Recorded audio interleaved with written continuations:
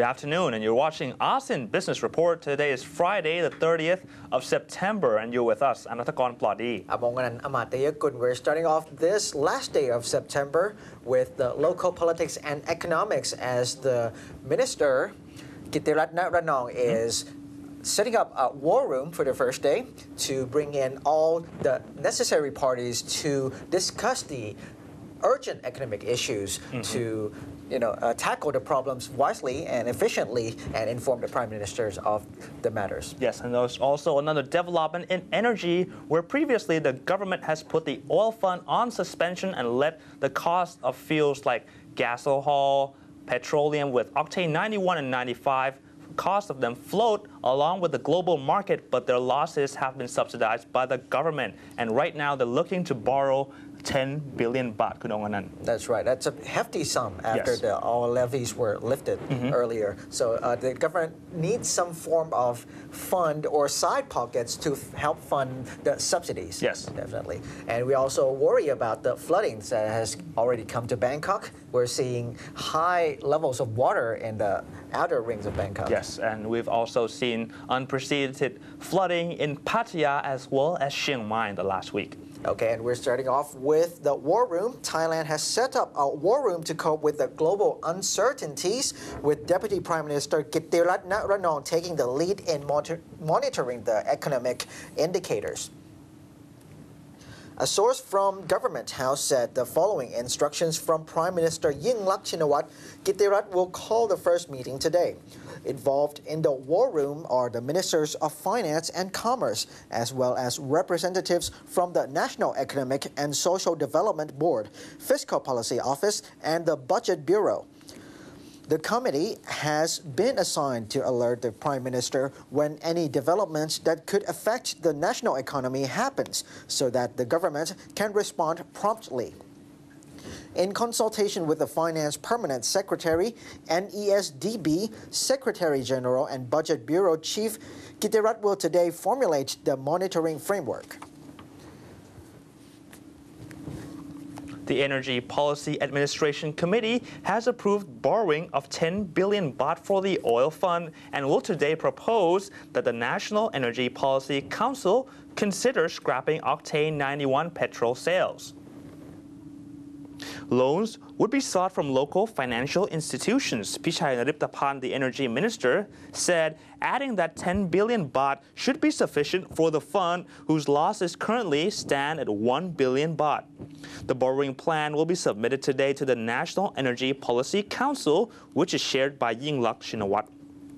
The Energy Ministry is considering the resumption of oil fund levies on octane 91 and octane 95 petrol, as well as on diesel, thanks to recent decline in oil prices, Pichai said. Contributions of levies on octane 91, octane 95, and diesel to the oil fund were suspended to partially fulfill one of many promises made by the ruling Pheu Thai party in its campaign ahead of the July 3rd elections. Yingluck vowed before the election that the party would cancel the oil fund levies imposed on retail fuel oil. The levy suspension has prompted complaints from oil retailers and ethanol producers, as cheaper premium petrol prices have led to lower consumption of ethanol mixed gasohol products. Pichai said the loan would be used to subsidize prices of fuels including LPG, NGV, and gasohol. A source from the Energy Ministry said the committee will propose ending sales of octane 91 within a year because it will take a while to draw down remaining inventory. Global oil prices are expected to fall due to concerns over the economic situations in both the U.S. and Europe. If world oil prices decrease, the Energy Ministry will consider collecting levies for the oil fund, as was done in the past, before the levies were cancelled on octane 95 and 91 and diesel on August the 27th. However, with the oil fund's finances in an unpredictable state, the ministries will no longer be able to support the measure. Furthermore, Pichai said planting palm oil has received significant interest from the private sector and does not need to rely on continued government support. And joining us in Austin Business Report is หม่อมหลวงอภิมงคลโสนกุล the Member of Parliament of the Democrat Party. Good afternoon, คุณอภิมงคล สวัสดีครับ Good afternoon. คุณอภิมงคล can you give us your opinions on the government's latest plan to borrow 10 billion baht to support the oil fund? Well, I think first of all, this is not unexpected. As was discussed in the policy debate, we were already aware that the government would incur heavy debt on its policy of not collecting into the fund. And we had already estimated and pointed out to the government that in order to shore up the subsidies on LPG and natural gas, the government would require around 4.6 billion baht per month. Now that was at the time 2 months ago or a month ago, and the fund already had incurred debts of around 20 billion baht, which is the same amount of cash that it had. So it's not unexpected that the government would need to sooner or later borrow.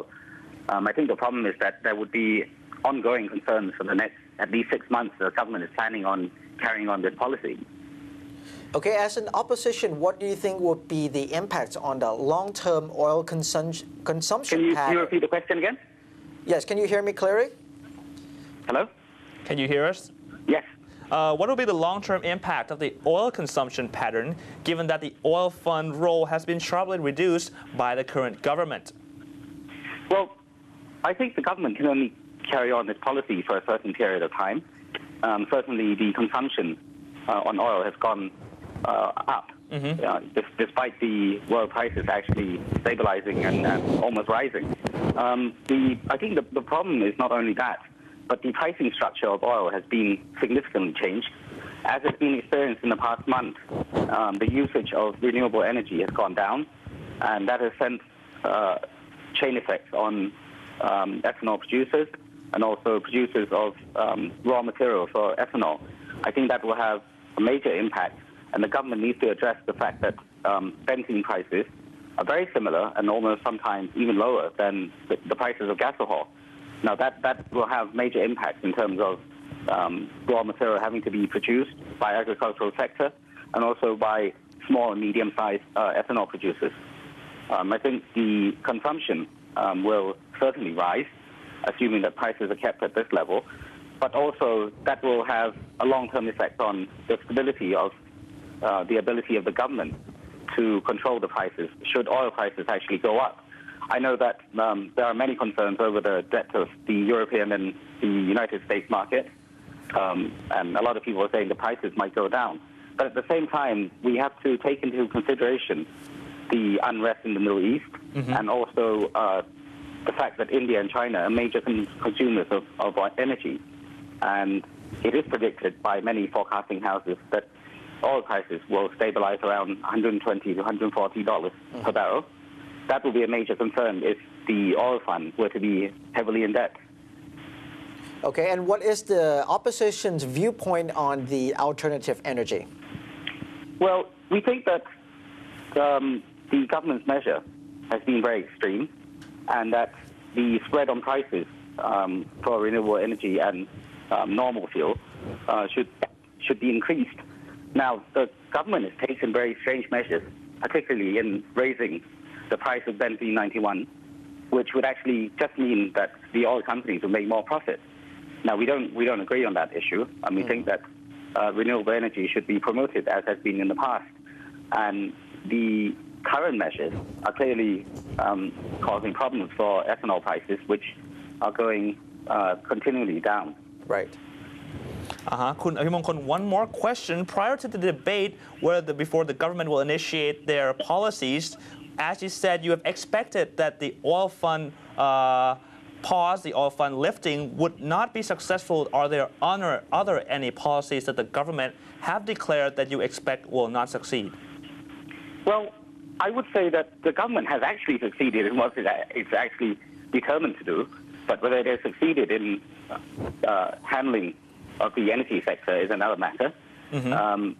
It has been clear, and this is one of the policies that they have actually succeeded in doing.